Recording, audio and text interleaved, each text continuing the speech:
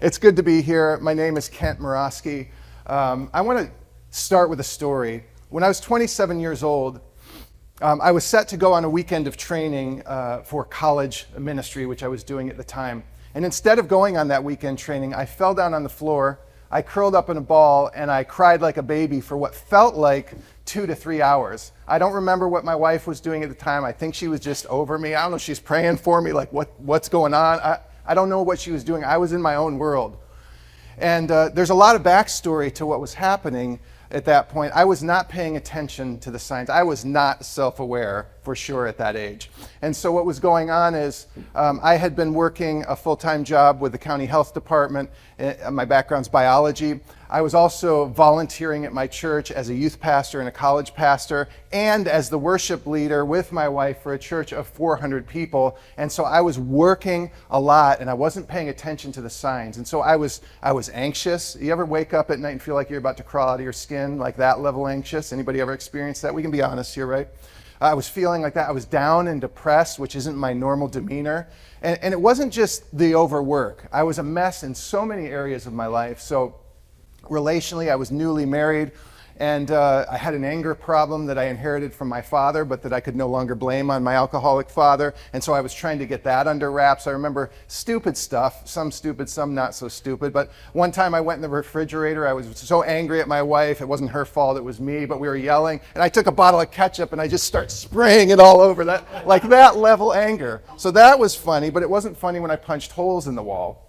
And it wasn't funny when I physically intimidated with my body. And she should have left me, honestly.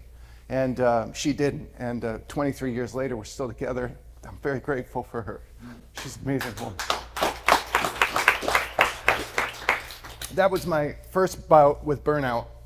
Fast forward about 12 years to 2014. That was 2002.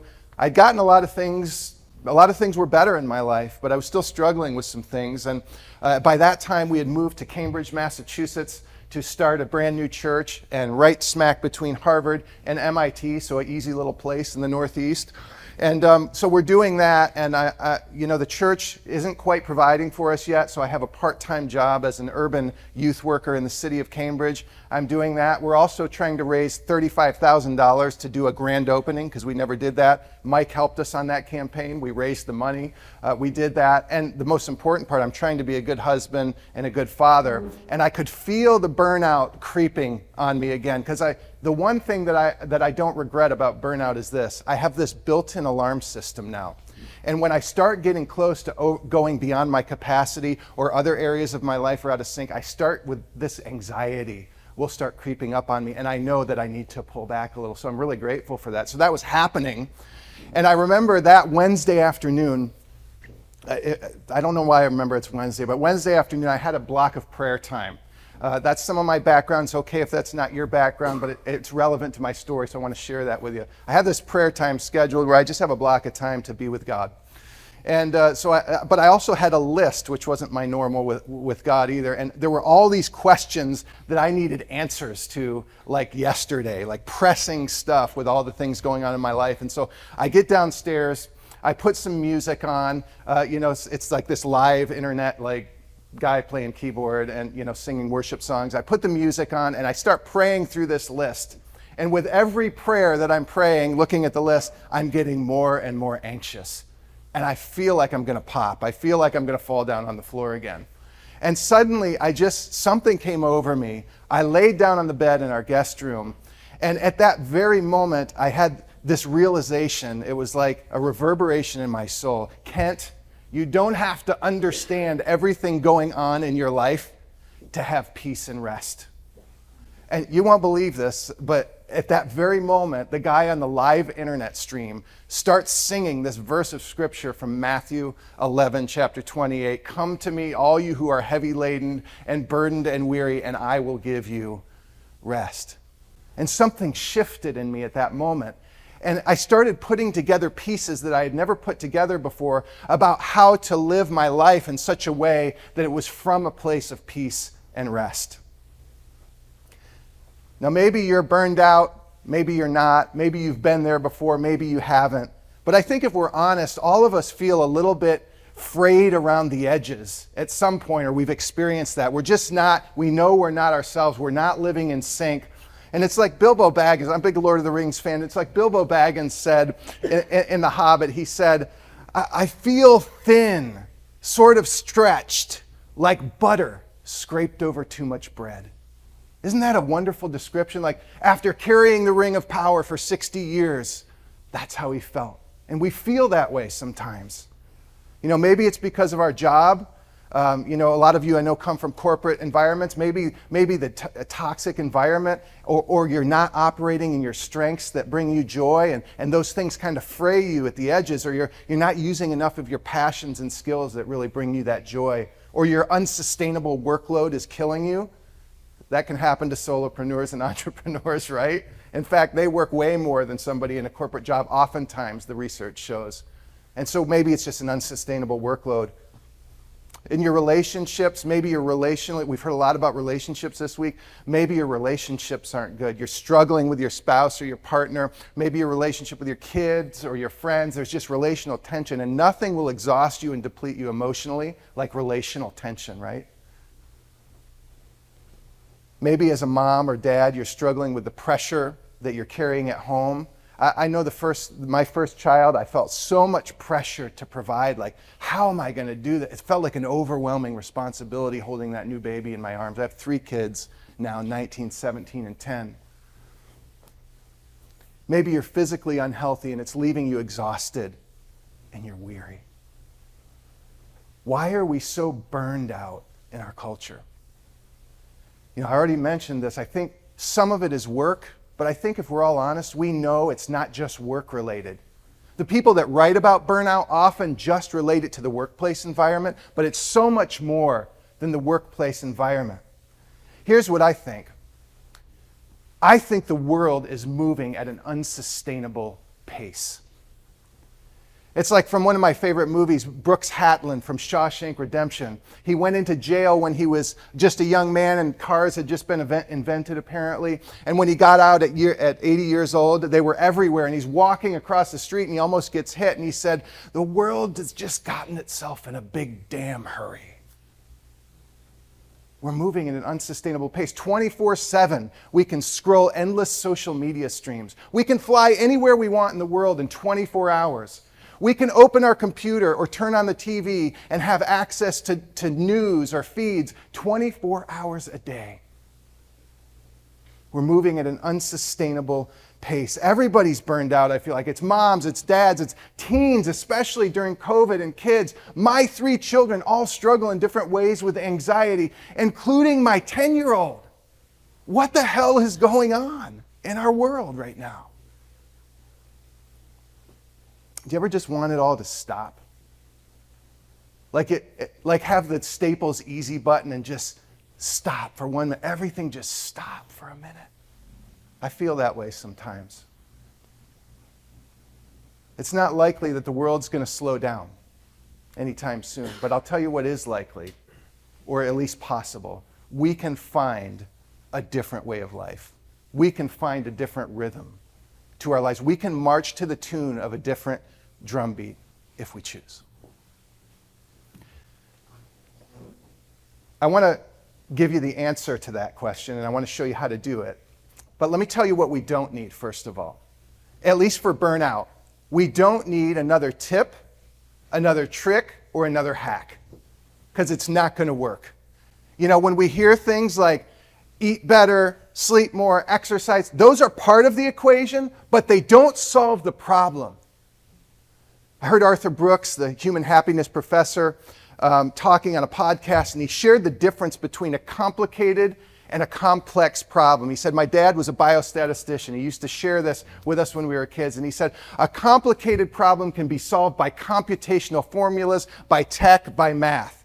A complex problem cannot. So for example, the Patriots playing the Dolphins, that's a complex problem, so to speak. It doesn't have an outcome that we can predict or anticipate. We can do all we want to try, but we're not going to do it. That's why we love watching the game, right? Cats are complex. Toasters are complicated. A jet is complicated. Human beings are complex. You get the difference, right? We're trying to solve a complex human issue with complicated formulas, and it's not working. It's not working. And so today I want to answer a few questions, but let me just tell you up front what I believe. The answer to burnout is not work-life balance. The answer to burnout is wholeness. I want to say that one more time. The answer to burnout is not work-life balance. The answer to burnout is wholeness. And I want to explore with you what that means. So I'm going to answer a few questions. What are burnout, balance, and wholeness? What do those terms mean? And then how do we move towards wholeness? Because like balance, like wholeness, balance and wholeness, it seems nebulous. Like, what is that? What does that mean? And so burnout, let me start with that. The World Health Organization recently identified burnout as occupational phenomenon and defined it as workplace stress left unmanaged. Now, that's a good definition, but like I said, it's just part of a piece of the puzzle. And so I don't think that quite covers it. Here's how I define burnout. Simple working definition right now. I define burnout as a state of relational, emotional, spiritual, or physical depletion or exhaustion. Relational, emotional, spiritual, or physical depletion or exhaustion. It can be one of those areas, it can be several of them tied together. So that's burnout.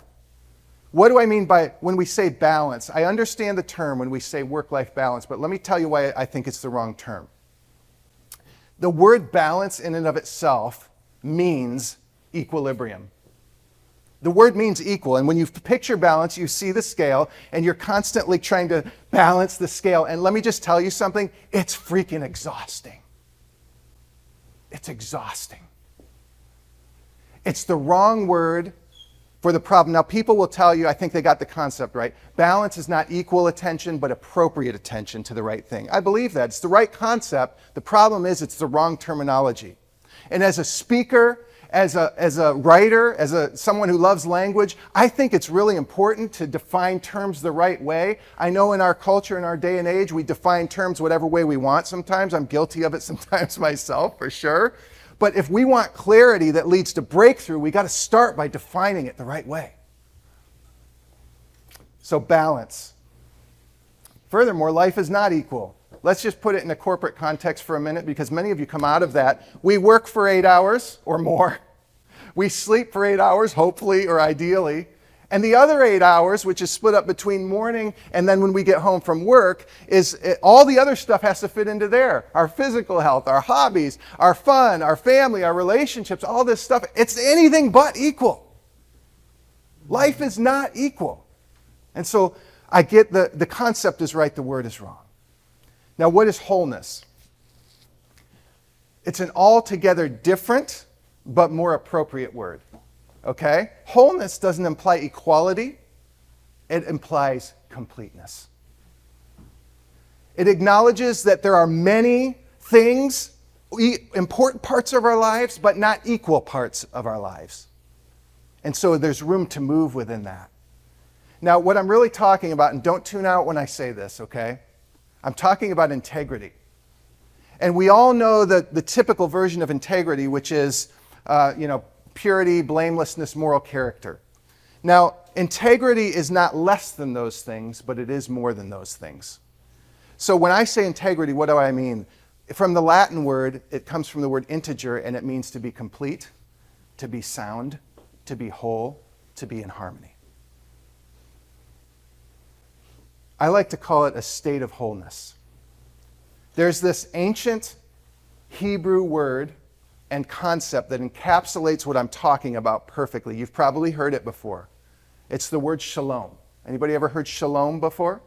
It's used often as a greeting in Hebrew culture, shalom, shalom, or to leave a conversation. And it is a greeting, but it's actually so much more. And I think it perfectly describes what I'm going after. It means, again, the same as integrity. All is well, health, prosperity, peace, harmony, and wholeness. But here's the key. And I honestly believe if you get this, it will change your life like it did mine. Here's the key.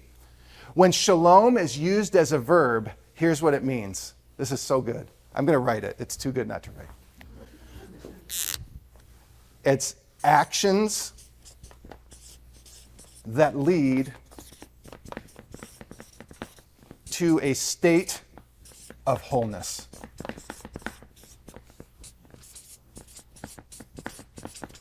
Shalom.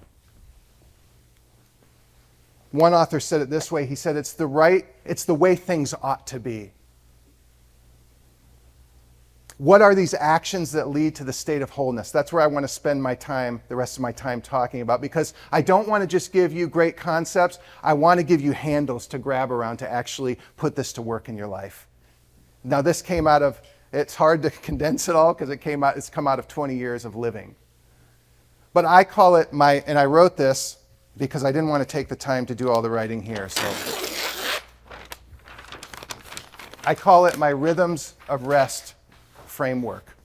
And what I mean by REST is relational, emotional, spiritual, and tangible. It's actions that lead to a state of wholeness. Let's start with the relational.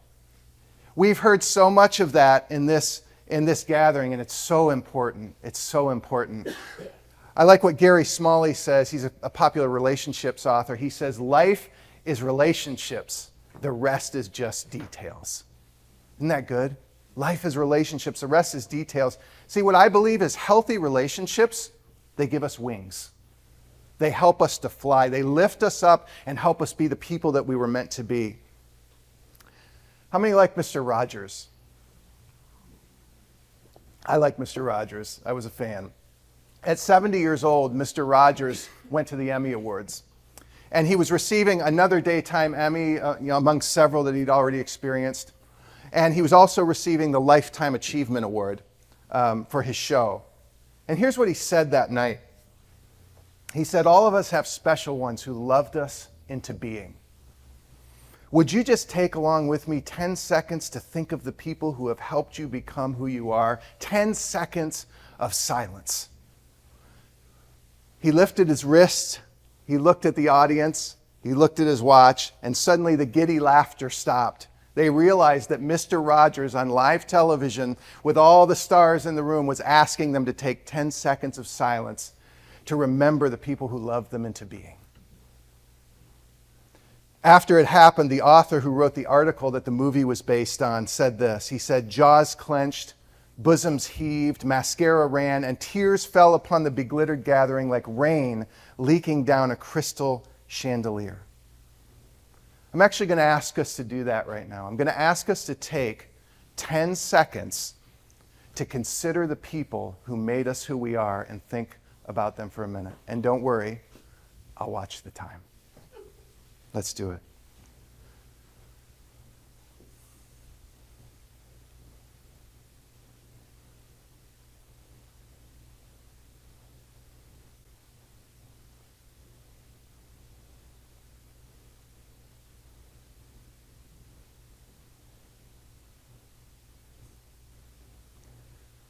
It's amazing what 10 seconds thinking about those people can do, isn't it?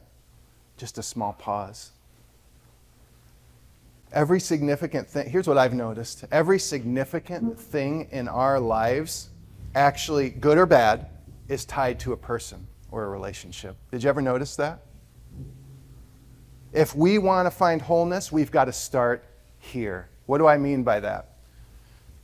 Three categories. There might be more. These are the three that I think are probably most important. Your inner circle. So that could be your spouse, your partner, your kids if you have them, that inner circle. The second, your comrades, coaches, and counselors. That could be your best friends that are going to bleed with you, right? And then people like coaches and counselors. And then thirdly, your tribe or your community. Those are the three that help us find relational wholeness. On the counseling, I'm such a believer in this, the coaches and counselors.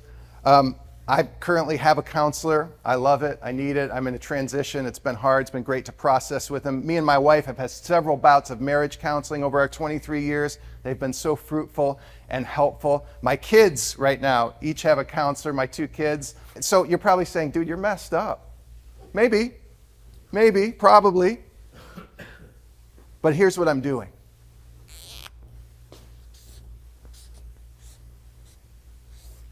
Listen, relationships, good ones, are worth doing anything you can to make them healthy because it will help you and those people around you flourish. The second one I want to talk about is emotional rhythms. emotional rhythms.